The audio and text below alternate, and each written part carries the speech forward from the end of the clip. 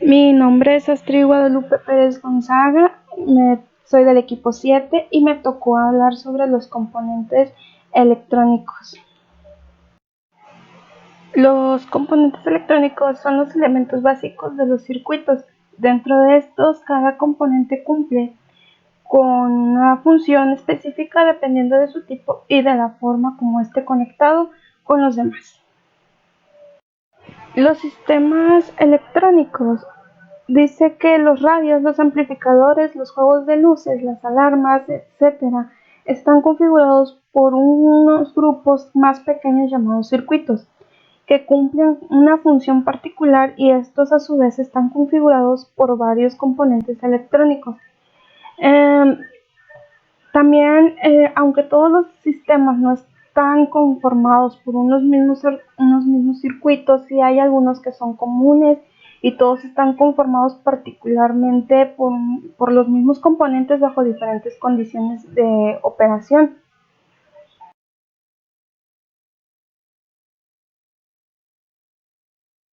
Principales componentes electrónicos. Como se vio en la imagen anterior, son los transductores que convierten un tipo de energía en otra. Los condensadores almacenan energía eléctrica en forma temporal. Circuitos integrados reemplazan circuitos completos que se fabrican con muchos componentes comunes, principalmente diodos y transistores. Las resistencias se oponen al paso de la corriente. Los diodos permiten el paso de la corriente en una sola dirección. Los circuitos impresos interconectan los componentes de un circuito y los sostienen físicamente de una manera estable. Los transistores tienen dos funciones o aplicaciones principales: amplificadores de señales e interruptores electrónicos. Los interruptores, que permiten o interrumpen el paso de la corriente por un circuito, y los conectores, que permiten la entrada y la salida de señales hacia todos los dispositivos electrónicos. En otros componentes podemos encontrar las pilas y las baterías, que son las que almacenan y suministran energía eléctrica para que funcionen los circuitos. Otro de los componentes son los fusibles. Son dispositivos de protección empleados para proteger los circuitos electrónicos contra sobrecorrientes. Los conductores transportan señales de corriente o de voltaje de un punto a otro. Las bobinas se oponen a los cambios bruscos en la dirección de la corriente. Podemos concluir entonces que el estudio de la electrónica no es complicado, porque aunque los sistemas electrónicos están conformados por una gran cantidad de componentes, estos son de muy pocos grupos o tipos. Dichos componentes se encuentran agrupados en bloques llamados circuitos, y los cuales también son de muy pocos tipos. La clasificación de los componentes electrónicos dice que si existen dos grandes grupos, los cuales son componentes pasivos y componentes activos. Los componentes pasivos son aquellos que no pueden contribuir con la ganancia de energía o amplificación para un circuito o sistema electrónico. Los circuitos de ahí derivan que son componentes pasivos lineales, que son llamados así porque se comportan linealmente con la corriente o el voltaje. A esto también, si aumenta o disminuye el voltaje, la corriente también aumenta en la misma proporción y viceversa. A este grupo pertenecen las resistencias, los condensadores y las bobinas. Los componentes electromecánicos son componentes pasivos que ejecutan funciones eléctricas simples a partir de movimientos mecánicos externos o internos. En este grupo también pertenecen los dispositivos que tienen funciones de soporte mecánico y de interconexiones eléctricas. Podemos encontrar entre estos a los conductores los interruptores, los conectores y los circuitos impresos. Los componentes activos son aquellos que tienen la capacidad de controlar voltajes o corrientes y que pueden crear una acción de amplificación o de conmutación.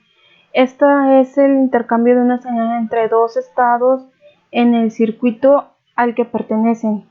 Entre ellos tenemos los diodos, los transistores, los tiristoires y los circuitos integrados. Los diodos no se consideran un verdadero componente activo, ya que no producen amplificaciones. En la electrónica en general y dentro de los componentes activos, los más importantes son los semiconductores. Los semiconductores están basados en la propiedad que tienen ciertos materiales de comportarse como conductores o aislantes bajo determinadas condiciones o estímulos externos. Los dispositivos de estado sólido son los verdaderos responsables de la revolución electrónica moderna. Los transductores son componentes activos que convierten señales eléctricas en otras formas de energía o viceversa, y permiten que los sistemas electrónicos puedan interactuar con el mundo externo. A ellos pertenecen las pilas y las baterías, los micrófonos, los parlantes, las lámparas, los motores y muchas más. Y pues bueno, esto es todo por mi parte. Muchas gracias.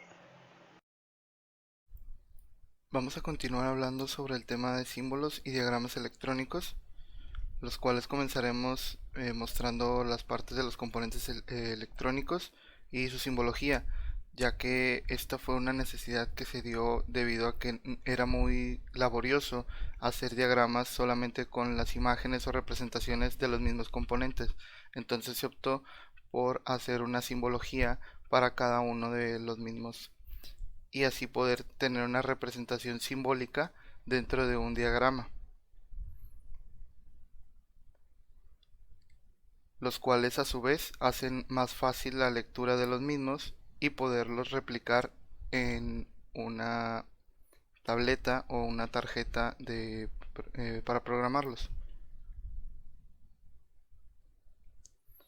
Los tipos de diagramas que vamos a ver son clasificados en pictóricos, de exploración, esquemáticos y de bloques. Los pictóricos son la forma más elemental de la representación de los circuitos electrónicos. Son muy utilizados para transmitir información técnica a personal no especializado como aficionados, reparadores casuales o simples usuarios de producto electrónico. Sus características principales son que los componentes están dibujados como son realmente, con sus dimensiones generalmente a escala. Muestran cómo luce o debe lucir el circuito una vez armado. Este es un ejemplo de los diagramas pictóricos. Uno de ellos ya viene representado hasta con el protoboard, cómo van las conexiones y hacia dónde van apuntando cada una de las terminales. Vamos a pasar hacia el diagrama de exploración, los cuales solamente son utilizados para mostrar cómo está ensamblado un conjunto conformado por varias partes individuales. Es decir, que estamos viendo la separación de un mismo componente como por capas.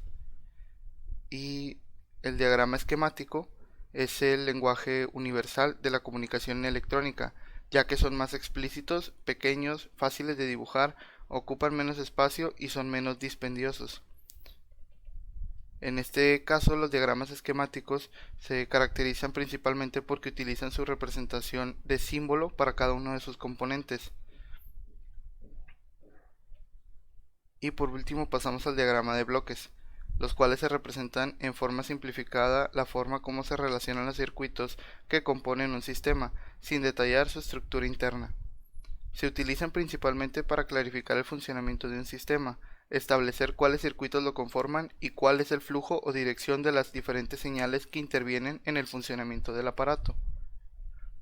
Sus características principales es que cada bloque representa un circuito o una etapa. Los bloques están unidos entre sí por medio de líneas y colocados de tal forma que la dirección del flujo de las señales sea de izquierda a derecha y de arriba hacia abajo, o también la dirección de las señales se indica mediante flechas colocadas sobre las líneas de conexión. Cada etapa está marcada según su función. Fuera de cada bloque pueden indicarse mediante su símbolo los elementos de ajuste y o control asociados. El diagrama no da ninguna información sobre elementos empleados en cada etapa. Esto sería todo de mi parte. A continuación mi compañero continuará con la lección 3.